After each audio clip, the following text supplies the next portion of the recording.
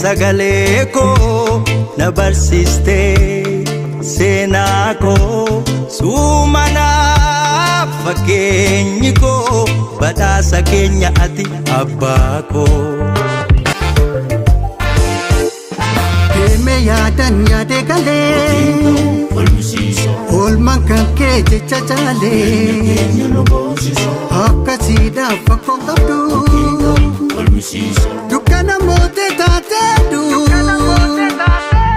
Kiiloleesi tufaa'ee miidhagdeesi tukaa'ee afaan faaya muuziqaa mirga falmataa haqaa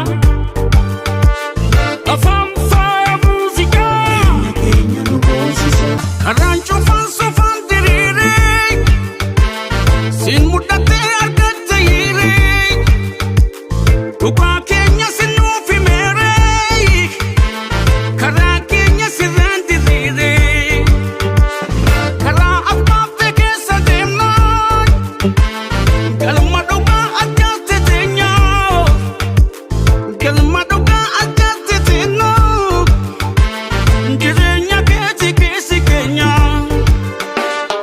Dr.